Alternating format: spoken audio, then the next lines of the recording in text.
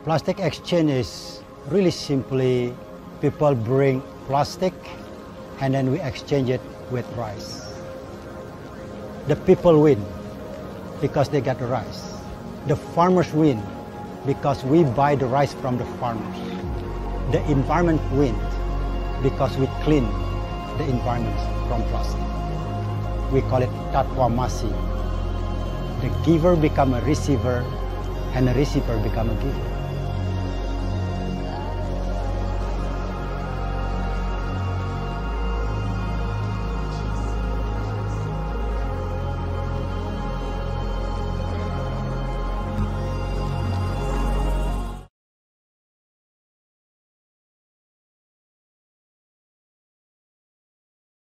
Halo Sobat Muri, salam sehat, berjumpa kembali bersama saya Awan Rahargo. Dan kali ini kita akan mengikuti acara bincang-bincang seru dengan para narasumber yang sudah tidak asing lagi dalam kiprahnya menginspirasi kita semua. Bincang-bincang kali ini diselenggarakan oleh Museum Rekor Dunia Indonesia, MURI, bekerja sama dengan BWM Records, mempersembahkan talkshow kemanusiaan dan lingkungan hidup dengan tema Filosofi Tatwamasi. Dan acara ini disiarkan secara langsung pada kanal YouTube Museum Rekor Dunia Indonesia. Jadi kepada para pemirsa di rumah, jangan lupa untuk menekan tombol subscribe, like, comment, and share. Dan pada hari ini, narasumber pertama kita adalah beliau seorang pengamat lingkungan hidup dan pendiri Setara Institute yang berfokus pada isu kesetaraan, hak asasi manusia, dan keberagaman. Hadirin sekalian, telah hadir di tengah-tengah kita semua, Bapak Rocky Gerung. Selamat datang Pak Rocky Gerung, salam jumpa. Baik, yang kedua, beliau seorang aktivis lingkungan dan kemanusiaan asal Pulau Bali, dan juga inisiator program Plastic Exchange, yang merupakan program di mana penduduk desa bisa menukar sampah plastik untuk ditukar dengan beras. Hadirin sekalian, dengan bangga dan hormat, Bapak Bli Made Yanur Yasa. Selamat datang Pak Made Yanur Yasa, terima kasih. Dan tentu saja untuk lebih memeriahkan acara hari ini, akan dipandu oleh the one and only, the multi-talented person. Beliau dikenal sebagai budayawan, pianis, komponis, penulis, industriawan, karikaturis, kelirumolog, humorolog, bahkan sebagai pembicara dan presenter TV, sekaligus pendiri Museum Rekor Dunia Indonesia MURI.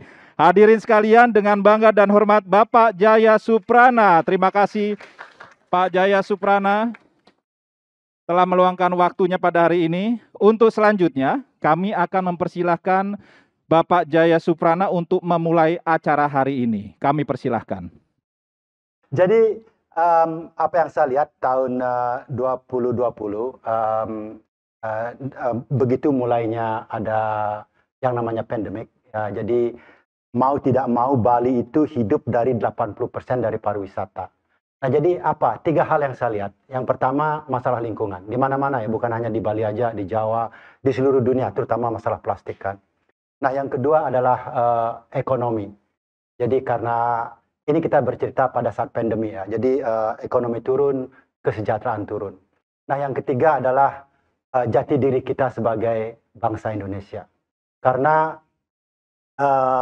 begitu yang namanya ada suatu musibah, kadang-kadang jati diri kita turun. Nah, kemudian saya berpikir, saya sebenarnya mau membantu orang di desa saya untuk memberikan beras. Cuman saya nggak mau hanya memberikan aja. Karena apa yang saya lihat adalah ada tangan di bawah, ada tangan di atas. Nah, yang tangan di bawah ini tidak ada salahnya orang memberi ya. Nggak ada salahnya orang menerima. Tetapi kadang-kadang kita menunggu uluran tangan.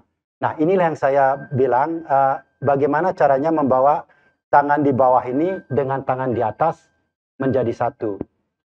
Nah, ini saya bilang tatwamasi. Yang menerima jadi pemberi, yang memberi menjadi penerima.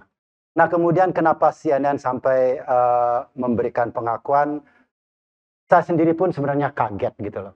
Ya, ditelepon, oh ini dari CNN. mau nggak saya nominasikan menjadi CNN Hero? Saya bilang, monggo, gitu loh. Nah, mungkin karena dilihat ini adalah suatu gerakan di mana gerakan itu dengan satu gerakan dapat membersihkan lingkungan, memberikan kesejahteraan, dan menumbuhkan jati diri. Kita bisa membersihkan lingkungan kita. Kita bisa membersihkan Indonesia. Saya beranjak dari pengetahuan begini, beli jaya, beli jaya, beli Suprana. Kalau kita lihat ada dua kepintaran ya, ada dua kepandaian. Yang pertama namanya kognitif, yang kedua ada namanya embodiment atau tubuh. Ya. Betul, ini ada dua kepandaian. Nah, kepandaian yang pertama itu kita dapatkan dari belajar, dari membaca, dari melihat TV dan lain sebagainya. Kita pinter dari leher ke atas, saya bilang. Nah, kalau untuk pinter dari leher ke bawah harus dilakukan. Dilakoni, tidak dilakoni orang iso. Betul, karena kayak beli Suprana kan karikaturnis, masa baca tok, pasti dilakonin. Nah, inilah yang saya bilang di dalam Plastic Exchange itu, kita namanya eduaksi.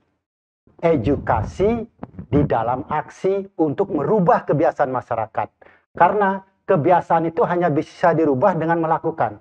Berulang-ulang. Kalau sekali toh, nggak usah. Lebih baik jangan.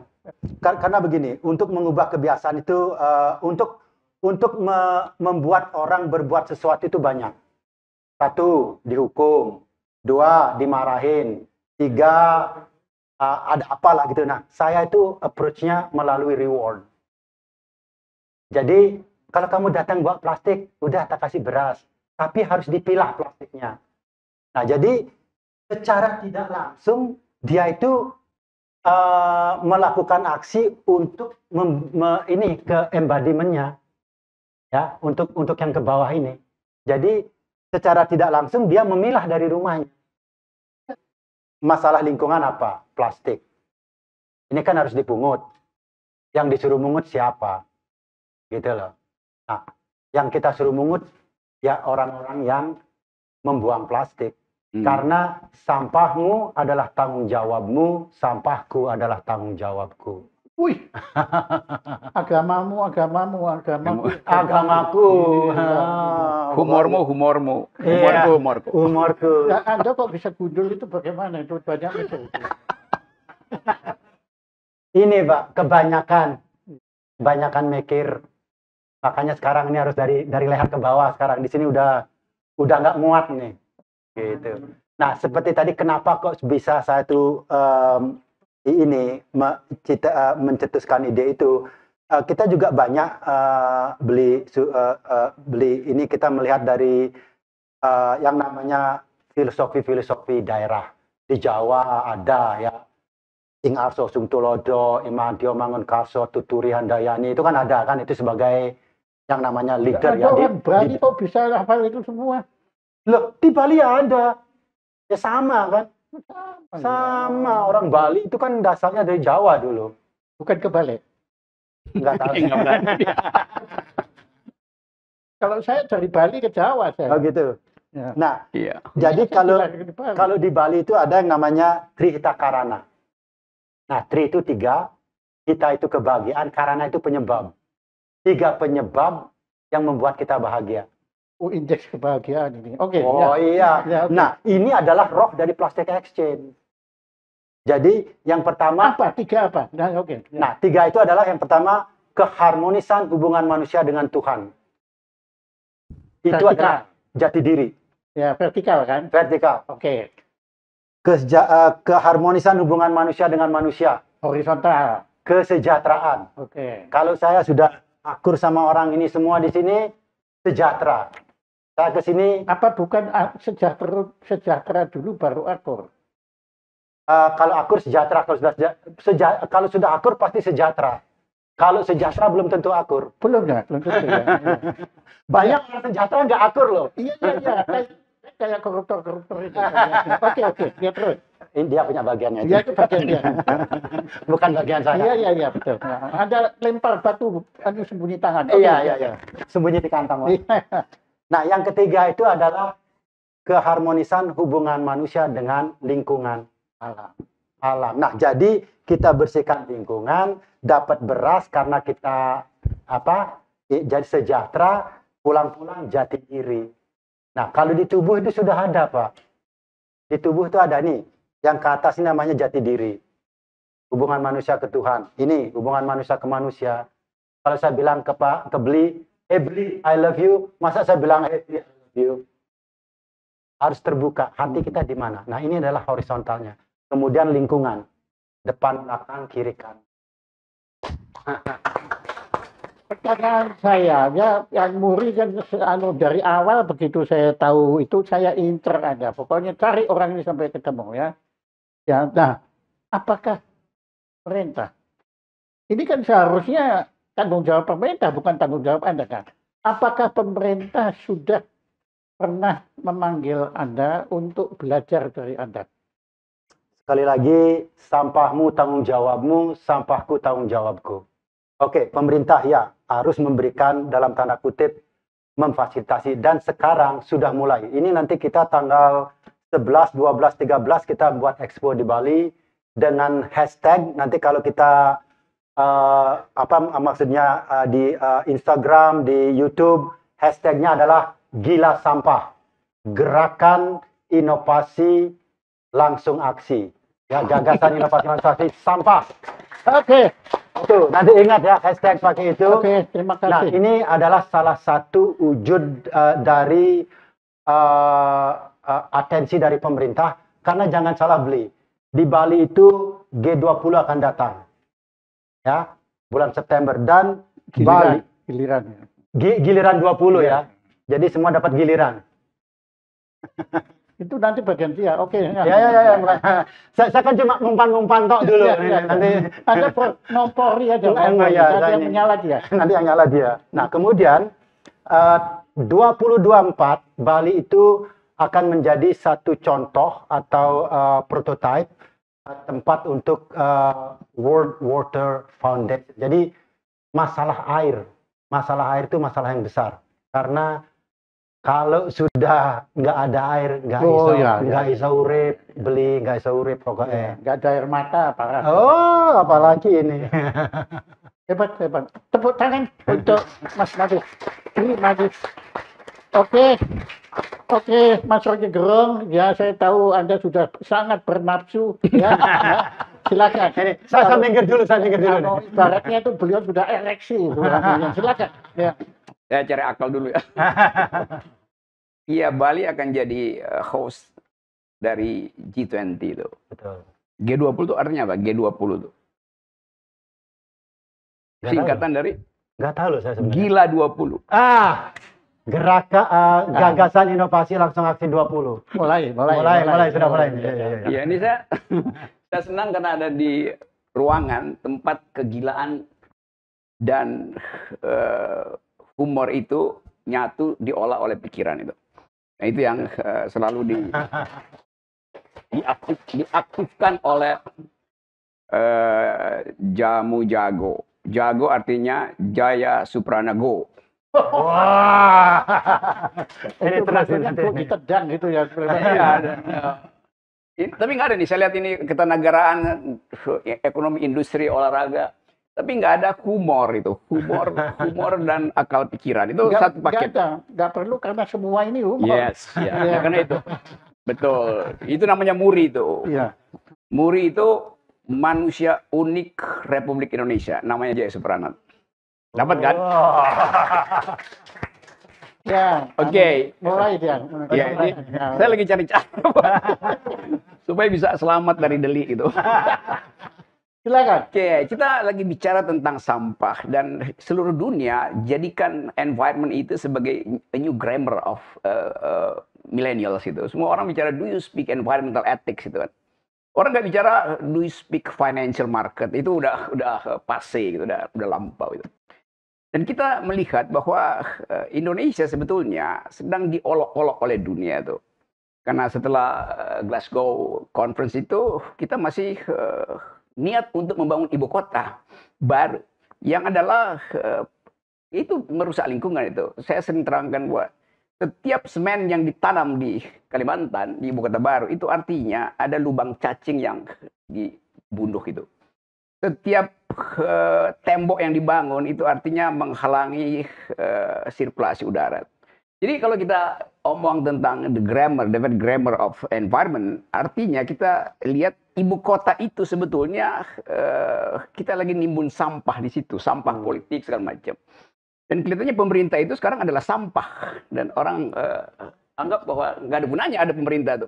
Kalau nggak mau dengar keterangan dari Jaya Suprana atau sekolah kecil yang dibangun oleh Blimade di Bali itu. Ini kan sekolah tentang kebudayaan sebetulnya tuh. Tadi saya senang karena Blimade menerangkan dia mengolah sesuatu di wilayah cognition. Tetapi ada hal yang mengganggu dia di batin itu. Orang Perancis bilang, ada otak di dada yang tidak bisa diperintah oleh otak di kepala. Itu yang kita sebut sebagai hati nurani itu. Yang kita sebut sebagai intuisi sebetulnya. Di sini ada psikolog, tapi siapa tadi psikolog di sini?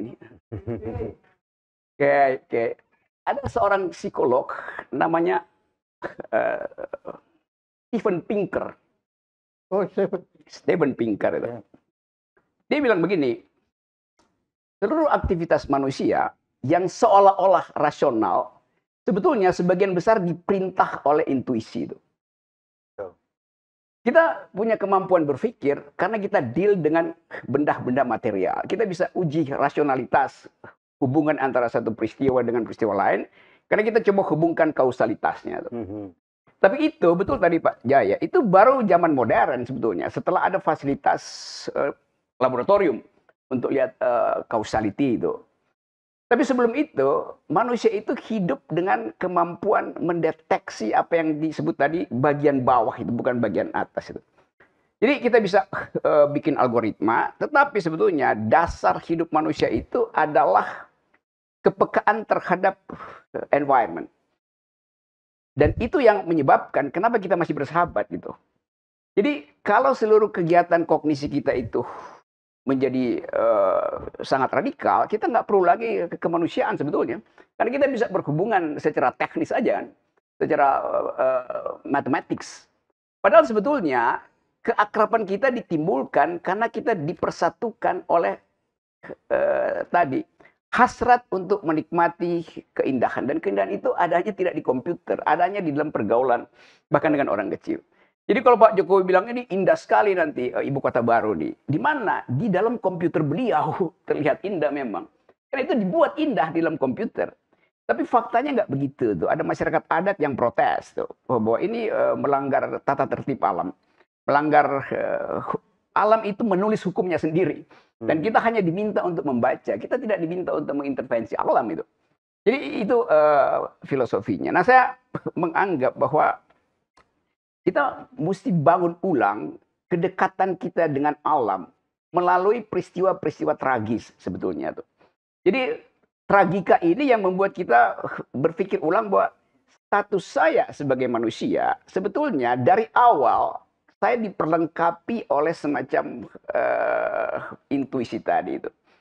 Dan itu nggak mungkin diberikan oleh negara. Negara selalu berpikir teknis. Negara tidak berpikir kultural. Nggak ada negara yang peduli dengan kebudayaan tuh.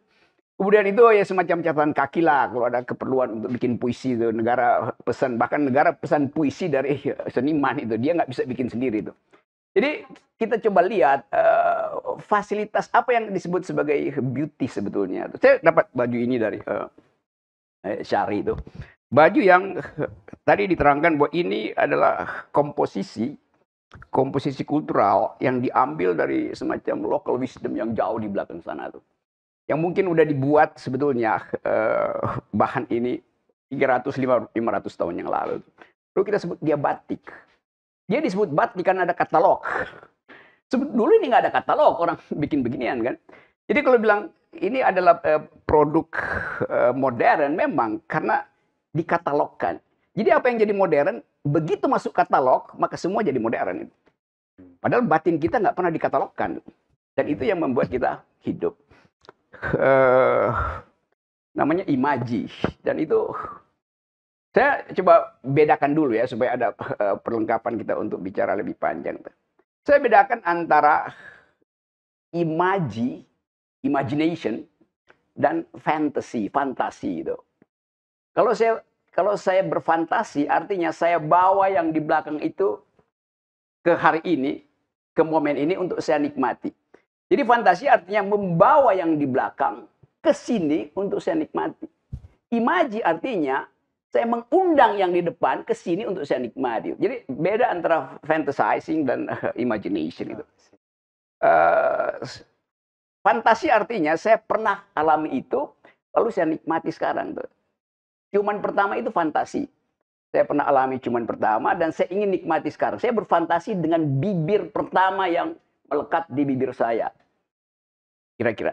Tapi imajinasi belum pernah terjadi. Saya bawa ke sini. Saya nggak bisa bilang, saya berimajinasi berciuman dengan Marilyn Monroe. Nggak bisa tuh.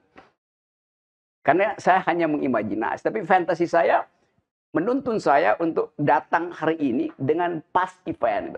Jadi betul tadi, past event kita adalah penyatuan kita dengan lingkungan. Sering dikatakan bahwa manusia mengolah lingkungan. Enggak, kita diolah oleh lingkungan sebetulnya. Dimasukkan ke situ. Demikian juga kalau kita berbahasa, kalau kita pakai bahasa Inggris, seolah-olah itu jadi sangat, ya kalau orang Indonesia pakai bahasa Inggris tentu dia perlukan untuk menerangkan yang rasional gitu. Tapi batin kita nggak bisa kita ungkapkan di dalam phrasing English, nggak mungkin itu. Karena itu melekat dengan peradaban yang kita lalui sepanjang sejarah. Karena itu satu waktu misalnya ada seorang filsuf namanya Hannah Arendt. Pak Jaya pasti kenal, orang Jerman yang diuber-uber oleh fasisme Nazi, lalu dia nyebrang ke Perancis dan eksodus ke Amerika. Jadi pengajar di situ. Hannah Arendt ini orang yang mencatat detail dari persidangan Nazi di Yerusalem tuh. Waktu siapa Goebbels diadili itu. Nuremberg trial. Satu waktu dia ceramah di Amerika, orangnya fasih betul bahasa Inggris itu. Dia ceramah, dia pakai bahasa Jerman. Terus ada profesor protes itu, saudara Profesor Hannah Arendt, kenapa Anda tidak pakai bahasa Inggris? Karena kita semua di sini berbahasa Inggris. Kata Hannah Arendt begini, saya menguasai bahasa Inggris, tetapi saya dikuasai oleh bahasa ibu saya, yaitu bahasa Jerman. Jadi dia bilang dia bisa terangkan ilmu pengetahuan dengan English, tapi dia tidak bisa menerangkan batin dia dengan bahasa itu. Dia perlu pakai bahasa Jerman. Jadi kita lihat bahwa pengalaman Made di Bali nggak bisa ditransfer ke negara, karena negara melihat problem itu secara teknis. Padahal Made menerangkan itu karena pertemuan dia dengan problem etis, apalagi masa pandemi itu.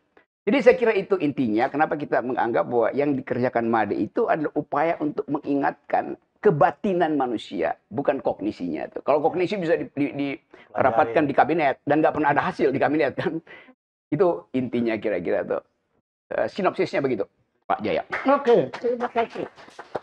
Anda betul-betul melakukan pemikiran Kierkegaard dengan Schopenhauer, dengan pemikiran Brie Made.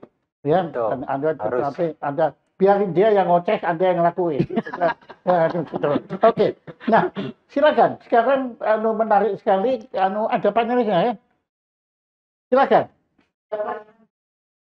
Halo, selamat siang Bapak-Bapak yang terhormat, Pak Jaya Suprana, Ibu Alislawati, Pak Osmar, dan juga segenap panelis yang saya kasihi. Pertama-tama, this is such an interesting discussion. Aku sebenarnya tadi masih terkesima, belum tahu mau nanya apa. Cuman sebelumnya mungkin aku boleh perkenalkan diri aku terlebih dahulu. Nama aku Phoebe, sarjana psikologi, dan sekarang aku bergelut di bidang perhiasan perak, di mana memiliki sebuah brand, actually namanya THK Pak, singkatannya Trihita Karana, yang memberdayakan perajin tradisional di Sulawesi Tenggara dan juga Bali. Nah, pertanyaan aku pada hari ini sebetulnya tadi di bagian akhir Bapak sempat ngomong bahwa apa yang dilakukan oleh Blimade ini nggak mungkin bisa sampai ke pemerintah, karena pemerintah melihatnya secara teknis, sedangkan yang dilakukan oleh Bli Made di lapangan itu dari batinnya seperti itu. Nah, kemarin saya sempat 1 tahun yang lalu saya sempat berdiskusi begitu ya, dengan salah satu orang yang juga pemerhati dan beliau bilang, memang hal-hal yang dilakukan seperti, dilakukan oleh Pak Made ini nggak bisa diberikan hard touch dari pemerintah, melainkan pemerintah hanya bisa, involve secara light touch aja, mungkin diberikan dukungan-dukungan, yang mungkin nggak langsung, karena gimana pun juga mungkin bahkan masyarakatnya sendiri akan menjadi skeptis ketika hal-hal yang dilakukan oleh Pak Made dilakukan oleh pemerintah gitu. Mungkin kalau misalnya dilakukan halnya yang sama persis pun akan, jadi skeptis gitu. Mungkin saya pengen tanya, pendapat bapak-bapak sekalian di sini, apakah itu betul ketika, hal yang sama dilakukan oleh Pak Made ini dicampur tangani oleh pemerintah itu apakah akan jadi sama atau berbeda? Apakah itu akan membuat dukungan yang luar biasa atau justru malah sebaliknya? Terima kasih. Kalau saya sih begini ya, mungkin nanti Beli Rocky bisa menambahkan, karena di dalam berkenegaraan itu ada yang namanya yang dibilang tadi skeptical. Nah, kalau saya tanya kenapa Anda sendiri skeptical, gitu loh. Ya, kenapa skeptical dengan pemerintahan gitu loh. Pasti ada sejarahnya gitu loh. Ya, pasti ada sejarahnya. Saya nggak percaya sama kamu karena ada sejarahnya gitu loh. Nah, apapun itu, silakan, itu adalah jawaban-jawaban kita tersendiri. Tetapi apa yang saya lihat seperti ini, kita ini di bawah ya. Bukan hanya di Bali aja, karena di Jawa, di Sumatera, di Lombok, di seluruh Indonesia kita punya yang namanya kearifan lokal. Nah, kearifan lokal ini ada dan ini sudah bertahun-tahun dan ini sudah menjadi mendarah daging, gitu loh. Nah, kalau ada sekali lagi ya, saya sering berbicara dengan pemerintah, tolong gimana kita bisa ketemu di tengah, gitu loh. Karena saya bilang tidak ada satu sistem yang sempurna. Ya, plastic action pun bukan yang sempurna. Tetapi kalau kita gabung, itulah yang membuat menjadi lebih baik, bukan sempurna. Ya, lebih baik dan terus berinovasi seperti tadi bilang ya, gagasan, inovasi, jangan berhenti, langsung aksi, jangan diomongin tok. Yuk coba, kalau kita nggak coba, kita nggak tahu apakah ini berhasil atau tidak. Ya. Nah, kemudian, ya itu tadi, karena sebenarnya government itu kan governing itu memanage, mengasuh, mengayomi. Nah, kita tuh sudah diayomi. Bukan memerintah. Bukan memerintah, sudah diayomi dengan aturan adat, dengan sesama, ya, ketemu orang tua hormat, ketemu anak ya harus dihormatin juga gitu loh. Nah, ini kan sudah ada aturan-aturannya melalui dalam tuntut agama lah dan lain sebagainya. Nah, apa yang terjadi banyak itu kadang-kadang ada kepentingan-kepentingan. Nah, nanti sampean ini bahaya. Over bola panas. Tapi kalau tujuan saya satu, ya, edukasi dalam aksi, merubah kebiasaan masyarakat melalui aksi. Karena kalau mau merubah kebiasaan harus aksi, nggak boleh nggak ada aksinya. Kalau hanya baca toh, Anda hanya menghafal. Kalau hanya nonton YouTube, Anda hanya menghafal. Semua yang nonton YouTube sekarang kognitifnya udah dapat nih. Nah, ini harus membakar semangat Anda seperti yang dibilang sama Bli Gerung tadi, membakar hati nurani Anda untuk bergerak mengambil aksi. Karena dengan aksi kita akan mengubah kebiasaan kita. Titik. Oh, pakai titik. Pakai titik ya. Ada komanya. Ada komanya. Begini, tolong Anda jujur ya. Apakah Anda dalam melakukan aksi ini, apakah Anda ada harapan kalau pemerintah ikut campur? Enggak kan? Ya. Tidak ada. Sebenarnya ya, tidak ada. Karena Anda sudah putus asa kan, betulnya kan gitu. Bukannya putus asa, saya semangat karena saya tahu teman-teman saya itu, orang-orang gila itu bisa berbuat gila. Hati-hati dengan orang gila. Karena dia punya gagasan, punya inovasi, dia langsung beraksi. Oke, ya. Silakan. Oke, pertanyaan kedua, panelis kedua, silakan. Oh, nama saya Andrew. Saya Chief Financial Officer di perusahaan Prince keluarga. Andrew. Dan kami di bidang kehutanan, dan banyak yang kami bisa belajar dari sini. Apalagi sangat pentingnya hutan itu dalam peran climate change dalam era ini. Nah, tadi Pak Made banyak cerita mengenai eduaksi. Yang mungkin kita juga banyak belajar. Dari saya sendiri yang belajar di Amerika, yang pulang ke Kalimantan, banyak yang kami belajar. Dan ternyata banyak teori-teori yang waktu kami praktiskan di dalam hutan, itu sangat berbeda ya. Jadi kami belajar lewat actionnya sebenarnya. Ya. Dan mungkin pertanyaan saya adalah, mungkin apakah Pak Made bisa cerita mungkin journey-nya Pak Made, mungkin awal-awalnya, mungkin bagaimana mulainya plastic exchange, mungkin cerita-cerita yang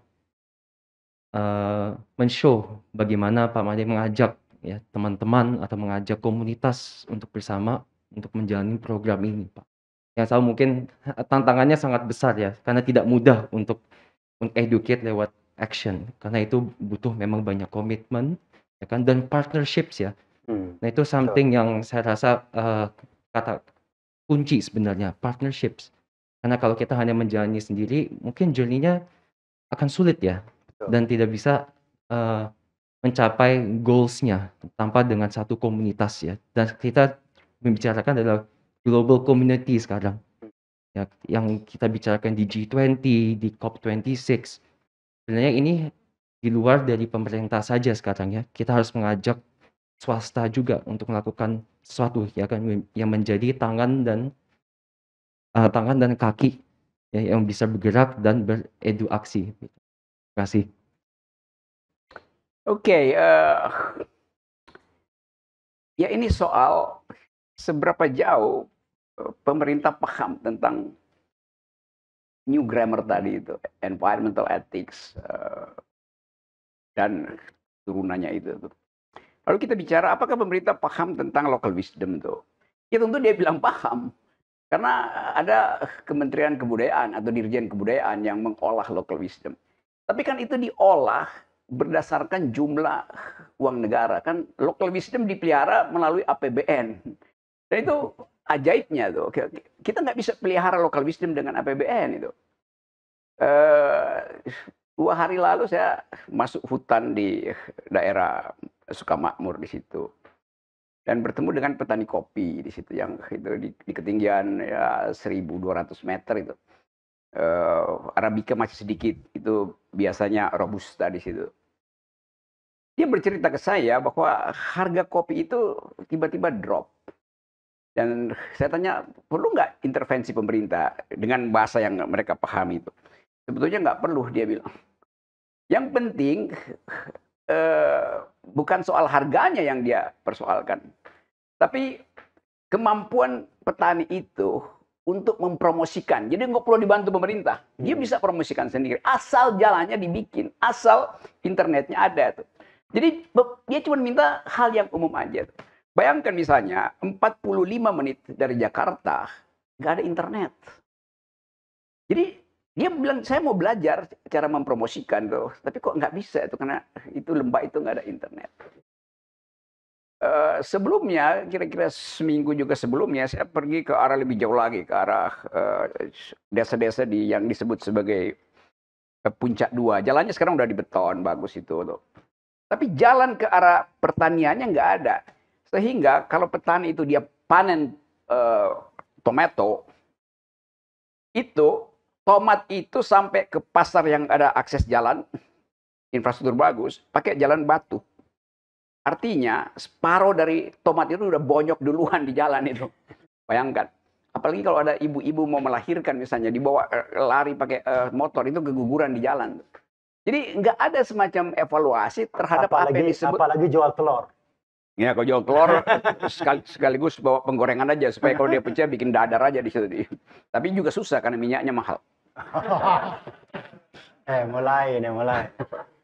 Jadi itu yang saya anggap sebagai pemerintah nggak dia buta huruf terhadap local wisdom sebetulnya. Kan yang dipamerkan adalah infrastruktur, jalan tol dipamerkan. Iya, tapi akses ke jalan tol itu nggak ada. Jadi ngapain ada jalan tol kalau akses dari desa untuk ngangkut telur dan tomat itu tidak disediakan. Nah, itu soalnya tuh. Nah, kalau kita bicara tentang local wisdom, kalau saya pergi ke Baduy dalam itu ada filosofi di situ yang bunyinya begini. Di Baduy di dalam masyarakat Baduy yang memang terasing dan mereka bertahan hidup dengan local wisdom itu. Filosofinya begini, kalau Anda ada di Baduy, Anda akan lihat rumah Baduy itu bambunya itu tidak sama rata itu. Karena orang Jakarta kan bilang kok tidak simetris ya bambunya itu. Baik buat tiang maupun buat atap. Orang anggap itu ajaib, tidak simetris. Karena kita berpikir secara kognisi itu, bahwa harus bambunya mesti simetris sama panjang tuh. Tapi orang Baduy dia pelihara local wisdom yang bunyinya begini, yang panjang jangan dipotong, yang pendek jangan disambung gitu. Itu buat kita menganggap bahwa kenapa? Ya karena dia anggap bahwa apa yang disediakan alam itu cukup untuk memenuhi kebutuhan manusia. Begitu dimasukkan elemen-elemen modernity, lalu berantakan semuanya tuh. Saya bicara dengan mereka satu waktu berapa tahun lalu tuh jembatan penghubung antara Baduy luar dan Baduy dalam itu jembatan bambu. Dia diterjang oleh banjir lalu runtuh tuh. Datang seorang dermawan sebetulnya dari Jakarta kasih uang ke penduduk itu. Ini saya kasih uang, bangun lagi jembatan itu. Kata si kepala adat, saya nggak perlu uang itu. Karena jembatan ini kalau dia hancur, mesti kita yang bangun. Jangan dari luar. Logikanya, kalau dari luar nanti, berarti akan jadi semacam, dia akan tagih. Kalau hancur, siapa lagi yang mau dari luar kan? Jadi mereka bangun sendiri itu. Nah si pengusaha ini mungkin dia tersinggung, tapi akhirnya dia mengerti, oh iya ya.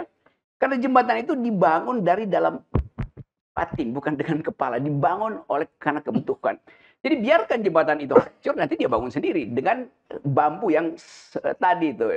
Yang panjang jangan dipotong, pendek jangan disambung. Kalau dibuat secara modern, nanti mereka tergantung pada teknikus dari Jakarta. Jadi itu dalil itu yang mestinya kita perlengkapi bangsa ini dengan the real local wisdom. Bukan local wisdom yang ada di APBN. Berapa local wisdom yang mesti dipiara? Ya, 1/10 dari Departemen Pendidikan Kebudayaan. Ya, tapi itu nggak ada gunanya. Karena kita bikin manusia itu jadi barang yang bisa kita awasi setiap hari kan.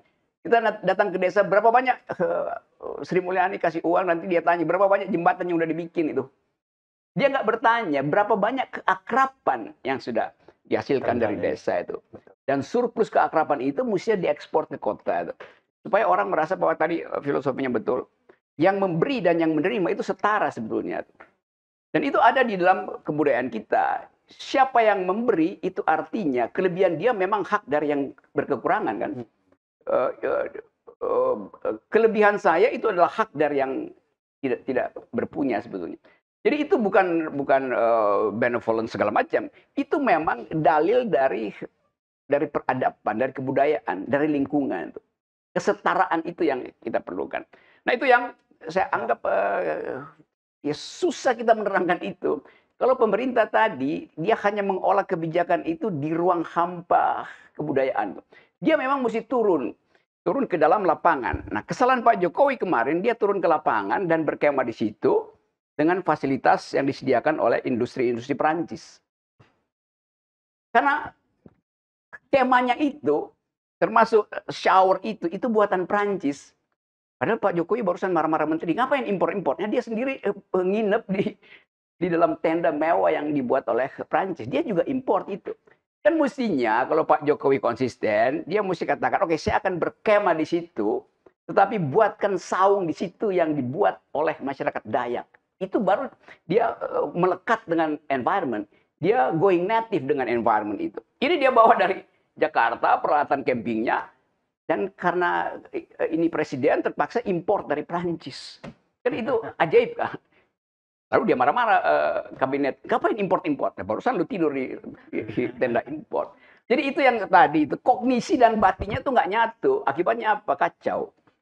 Mungkin saya bisa jawab juga sedikit ya dari situ ya, karena tadi kan pertanyaannya masalah plastic exchange. Nah, apalagi ada berkecimpung dengan hutan kan, itu kan paru-parunya dunia. Nah, kakak saya Barack Obama, Ya, tahu kan tahu. yang presiden Ya. kemarin itu kakak saya di Jakarta dulu. Iya, dia WA tadi ke saya. Ada nggak adik saya di situ? Iya, ada, bilang aja. Nah, dia bilang kita adalah generasi yang pertama yang merasakan akibat dari global warming. Dan kita adalah generasi yang terakhir yang bisa berbuat sesuatu. Kalau enggak, kita akan punah. Ya. Nah, kemudian pertanyaannya tadi, bagaimana caranya saya mengajak teman-teman untuk berplastic exchange? Karena ngajak orang kan sulit. Kalau saya prinsipnya gini, kalau mau ayo, kalau nggak mau nggak usah. Ya, karena sama kayak pacaran nih. Kalau saya naksir orang, dia nggak mau ngapain? Saya jemput, saya beliin ini, tahu-taunya nggak direken. Nah, saya tuh selalu bilang, di dalam plastic exchange itu harus ada 3 komponen. Yang pertama harus ada komunitas. Komunitas itu di komunitas itu ada tiga jenis komunitas. Yang pertama orang gila, yang pertama biasa-biasa, yang pertama nggak rungu. Jadi kita cari yang gila-gila ini, karena yang gila ini yang akan menjadi mengorganisir. Ya. Kemudian yang di tengah-tengah ini ikut gila, yang di bawah ini lama-lama ikut gila gitu loh, karena melalui aksi. Jadi harus ada komunitas. Yang kedua harus ada sistem. Jangan buang sampah sembarangan. Saya buang di mana? Jangan pakai plastik. Saya pakai apa? Nah, ini harus ada ya. Kemudian kalau kita lihat yang namanya sampah itu ada 2, organik, non-organik. Kalau ini dicampur nggak ada gunanya. Yang busuk nggak bisa busuk, yang ada harganya, yang bisa di-recycle nggak bisa di-recycle. Kalau kita sudah pisah aja yang namanya organik sama non-organik, itu sudah, yang busuk bisa busuk ya, yang ada recycle atau dijual bisa dijual. Nah, jadi ada komunitas yang menjalankan, harus ada sistem, kemudian harus ada pendanaan untuk pembelian beras. Nah, uangnya dari mana?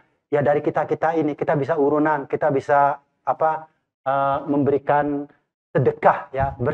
Saya tadi baca nih, saya tadi di ini, orang jujur itu hebat, orang bersedekah itu unbelievable, seperti itu loh. Orang jujur belum tentu bersedekah, orang bersedekah biasanya udah jujur. Saya ini waduh, ini kok pas banget gitu loh. Nah, itu. Kemudian ada 4 cara atau 4 guide ya untuk melakukan plastic exchange. Yang pertama, yang saya bilang tadi, harus diorganisasi oleh komunitas itu. Karena sekarang ini kemarin ada beberapa plastic exchange di Bali, saya nggak perlu di situ. Karena kita tuh harus menumbuhkan leader-leader. Kita harus menumbuhkan orang-orang gila di komunitas itu. Banyak kita punya leader. Banyak kita punya orang-orang pinter. Gitu loh. Kita memberdayakan masyarakat ya. Yang kedua itu KISS. Keep it simple and sweet. Kalau dulu orang bilang keep it simple and stupid. But now keep it simple and smart, you know. Atau jangan berbelit-belit. Yang ketiga, dari dalam keluar. Nah, kalau mau ikut plastic action, kalau mau bersih-bersih, bersihkan dari rumah dulu. Jangan ke pantai, jangan ke sungai. Kalau Anda tidak bisa membersihkan rumah, Anda tidak akan bisa membersihkan lingkungan. Jadi ini kalau Anda mau merubah diri Anda, rubahlah diri sendiri. Kalau Anda mau membersihkan lingkungan, bersihkan rumah. Nih, bersihin rumahnya, tak kasih beras. Kurang apa coba? Nah, yang ketiga, harus ada pertanggungjawaban. Nah, disinilah juga kita melalui aksi. Jadi, pertanggungjawaban itu ada yang nyumbang, harus dicatat. Ada orang ngasih uang, dicatat. Ya, dan ada 3 hal yang harus dicatat. Yang pertama adalah dignity, atau jati diri kita, siapa yang datang, berapa orang. Kemakmuran, berapa beras yang kita bagikan. Lingkungan, berapa plastik dan jenisnya yang kita kumpulkan. Karena sekali lagi, yang sulit di dalam pengurusan sampah adalah memungut dan memilah. Mantranya yang sekarang kan, Ini kompor nih, udah mulai panas nih. Hmm. Mantranya itu adalah kumpulkan, angkut, buang. Itu mantranya, Pak.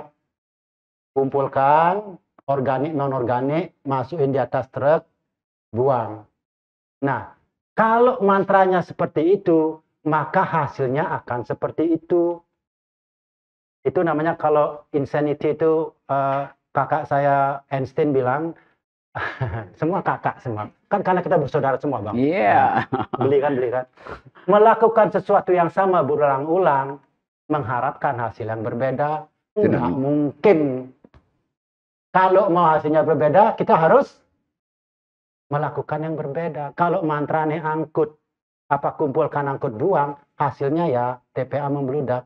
Nah, sekarang harus pilah, tukarkan, makmur. Jadi ajak yang mau. Kalau nggak mau nggak usah, ngapain. Nah, lama-lama yang nggak mau ikut mau gitu loh. Oke, perkenalkan diri dulu, nama saya Nala. Sekarang saya lagi di kelas 3 SMA dan juga salah satu founder Green Welfare Indonesia. We're a youth-led environment organization, mostly focusing on sustainable agriculture dan gimana pertanian ada koneksinya dengan perubahan iklim. Mungkin di pertanyaan aku ada dua. Pertama, how can we make our democracy more heard? Karena sebagai anak muda saya bisa lihat banget kalau we have the power, we have the urge to create change, but we are never heard di secara sistematis ya, from the government or maybe from the seniors and the generations above us. Dan mungkin itu pertama one of my questions. Dan kedua, when we talk about climate change, we need system change over climate change.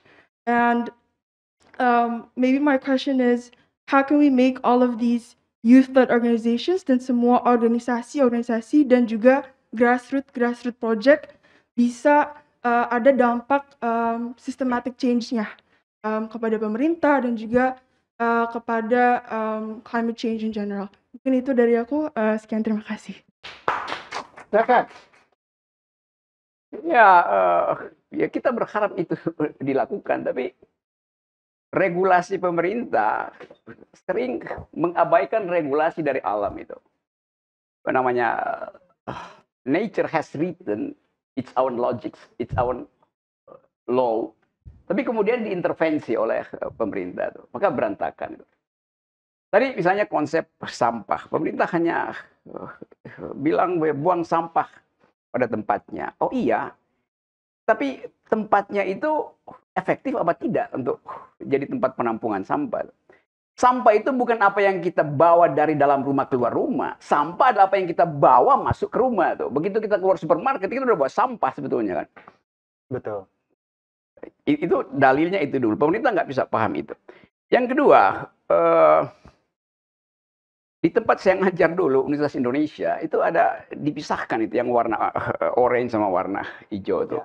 Yang bahkan 3 itu apa namanya, basah dan beracun dan sampah yang bisa didaur ulang. Oke, kita masukin 3 di situ, berlangsung.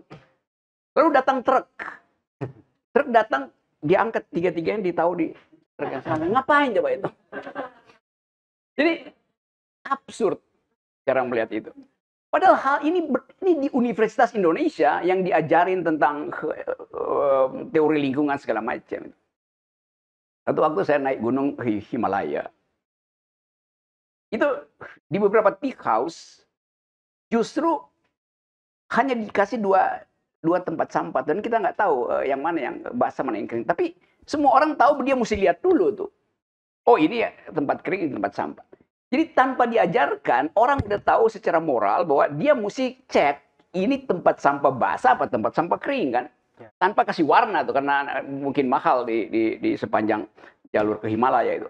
Nah itu yang memperlihatkan pada kita bahwa konsep dasar teori environment itu nggak dipahami oleh negara. Termasuk tadi Andrew misalnya hutan dan kalau saya bilang bahwa pohon itu adalah sungai. Pemerintah bilang enggak. Sungai adalah apa yang bermuara di bendungan, di apa namanya tuh, di bendungan. Ya apa waduk itu. Ya. Atau bermuara di laut itu. Padahal sungai pertama adalah air yang diserap oleh akar pohon, tumbuh lewat kapiler, lalu diuapkan setelah mengalami fotosintesis itu. Lalu jadi embun. Jadi embun, pagi-pagi jatuh ke bumi, membuat rumput kita hijau dan adem. Dan rumput itu adalah selimut bumi. Tapi pemerintah menganggap bahwa ya kita bisa bikin penghijauan. Nanti kalau difoto dari drone, udah Jawa Barat udah hijau. Oh iya, hijaunya apa? Lapangan golf. Lapangan golf itu hijau, tapi itu bukan varieties, bukan diversity dari hutan. Hutan mesti beragam, nggak boleh hutan yang dilihat dari atas udah hijau. Ya iya, tapi itu sawit. Jadi cara pemerintah melihat, dia tidak paham apa yang disebut ya dia bicara tentang keanekaragaman lingkungan, tapi dia nggak paham itu. Karena itu pemerintah apa namanya, you cannot see the wood for the trees gitu. Kan itu poinnya tuh. Jadi sekali lagi ada menteri lingkungan hidup, ada menteri perikanan segala macam, tapi semua menteri itu berpikir teknis, tidak berpikir etis tentang environment. Padahal dunia udah lampaui itu tuh. Orang sekarang bahkan Glasgow itu apa namanya, Conference of lingkungan itu diolok-olok oleh Greta Thunberg. Wah, ya kalian cuma bicara tentang fasilitas, tapi kalian nggak ngerti the radical ethics of the environment. Itu kan itu intinya. Jadi senang ada anak SMA yang do speak environmental ethics. Jadi silahkan lanjutkan itu, dan kita bersama-sama ada di belakang Anda itu dan teman-teman Anda yang millennials itu. Oke, saya jawab sedikit ya, karena begini ya. Kalau saya saya orangnya aktivis melakukan aksi. Apakah kita nunggu sistemnya berubah dulu baru melakukan aksi? Gitu loh. Apakah kita nunggu ayam dulu dapat telur, apa telur dulu baru dapat ayam? Mana duluan ayam atau telur?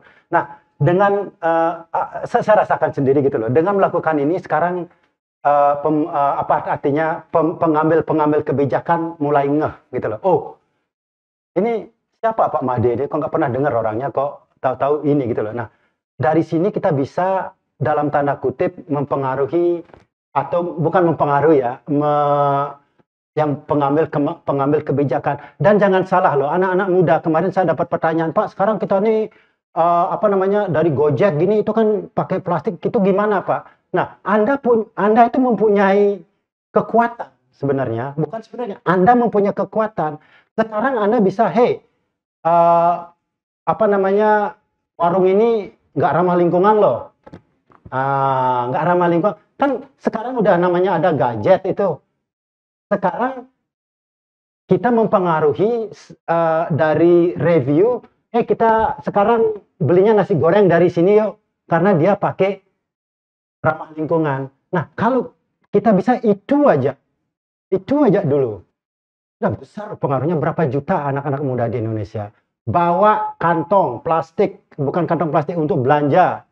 Ya, kita di Indonesia rata-rata kita semua di sini memakai 700 tas kresek per orang. Itu minimum loh.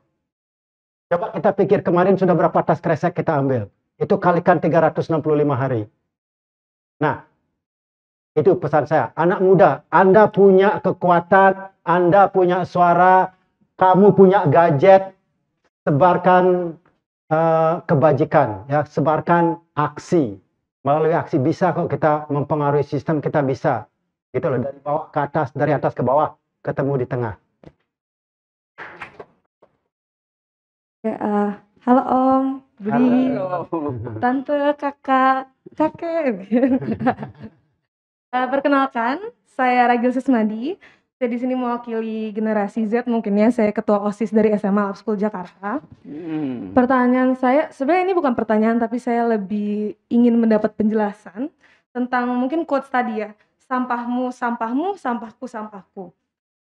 Menurut saya, generasi saya adalah generasi yang akan membersihkan sampah-sampah dari sisa sampah dari generasi-generasi kakek, tante, kakak semua. Dan kalau saya mau tanya, kalau sampahmu, sampahmu, sampahku, sampahku, saat generasi yang lebih dulu sudah tidak ada, sampah-sampah itu menjadi tanggung jawab siapa?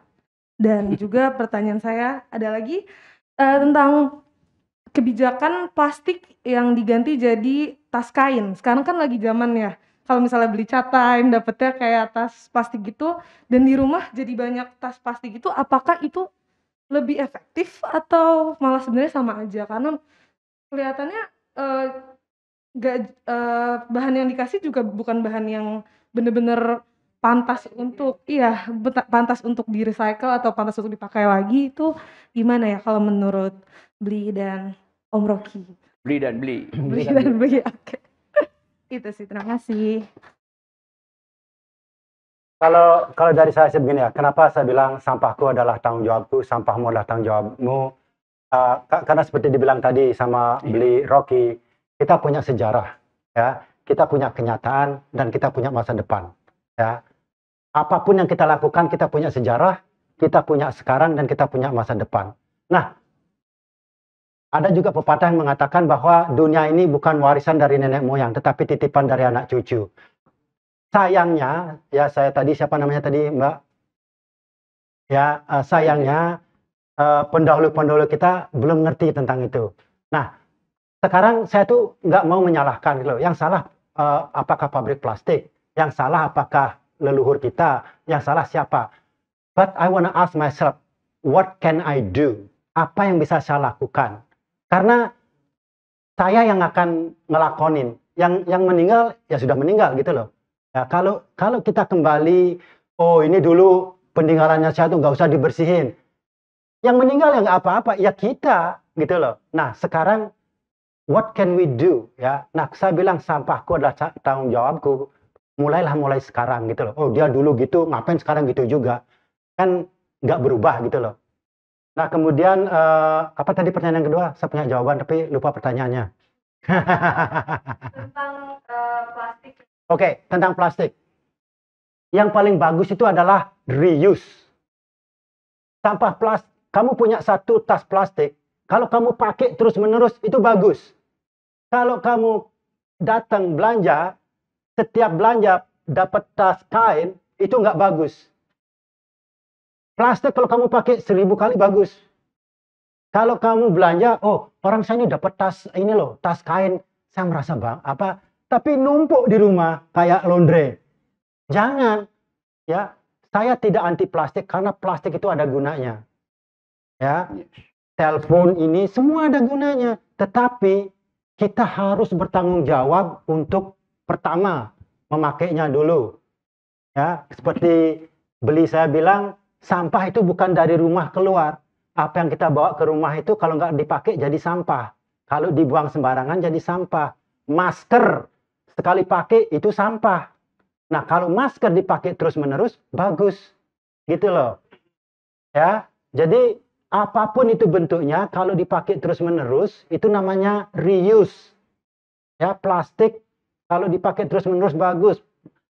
Tas ini kalau minta terus, nggak bagus. Itu dari saya. Oke, ya. Mas Rocky, ada terakhir untuk ini menutup acara ini. Oke, kita ada di dalam satu kegelisahan untuk melihat masa depan bangsa ini. Dan kegelisahan itu diaktifkan sebetulnya oleh ketiadaan harapan. Kalau ada sinyal dari kekuasaan bahwa negeri ini bisa dihijaukan kembali oleh aktivitas anak muda, oke, kita anggap oke, silakan perpanjang kekuasaan, kira-kira begitu tadi kan. Tetapi kalau yang terjadi sebaliknya, maka sangat rasional untuk mengatakan jangan berpanjang kekuasaan. Karena nanti kita akan hitung nanti human cost-nya apa nanti, environmental cost-nya apa.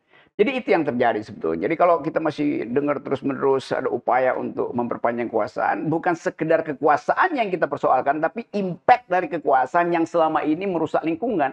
Kan itu artinya. Jadi sebelum kita masuk pada hal-hal yang terlalu sensitif, kita harus anggap bahwa arah masa depan kita sebaiknya kita pastikan akan berbeda dengan apa yang ada sekarang tuh.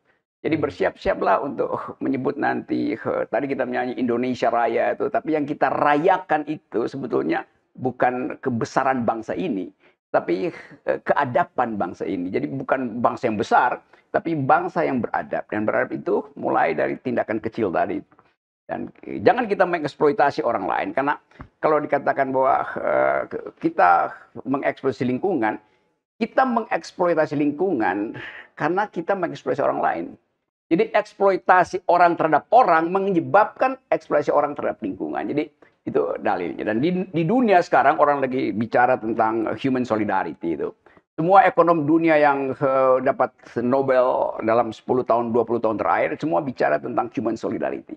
Dan itu artinya mengembalikan kesatuan batinnya antara manusia dan lingkungan. Itu yang harusnya dijadikan semacam panduan bagi generasi baru tadi itu. Itu supaya kita nanti satu waktu bilang, nah, now we do speak environmental ethics. Kalau kata milenial, vibes-nya dapat gitu. Oke. Ya. Sekarang anugerah Muri. Selanjutnya dapat kami sampaikan pada kesempatan yang berbahagia ini, Museum Rekor Dunia Indonesia MURI juga mengapresiasi prestasi karya dan karsa peristiwa superlatif kepada Bapak Made Yanuryasa sebagai insan Indonesia pertama yang memperoleh penghargaan CNN Hero di bidang lingkungan hidup. Yaitu beliau sebagai pencetus program plastik exchange yang digagasnya sehingga masuk ke dalam daftar 10 besar perwakilan masing-masing negara sebagai pahlawan lingkungan versi CNN Heroes pada 12 Desember tahun 2021 yang lalu. Untuk itu kami mengundang Pak Jaya Suprana untuk menganugerahkan piagam rekor Muri pada hari ini. Kami persilahkan. Pak Made Janur Yasa. Ini adalah piagam penghargaan yang lebih tinggi ketimbang piagam penghargaan CNN.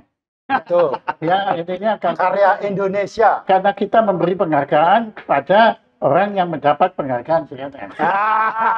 Oke. Nah, ini rekor Indonesia Muri, piagam penghargaan Museum Rekor Dunia Indonesia dianugerahkan atas rekor insan Indonesia pertama yang memperoleh penghargaan CNN Hero di bidang lingkungan hidup dianugerahkan kepada siapa lagi kalau bukan Made Yanuryasa.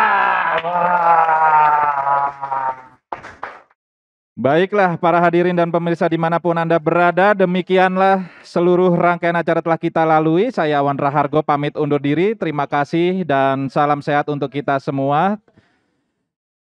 Sampai jumpa lagi, terima kasih.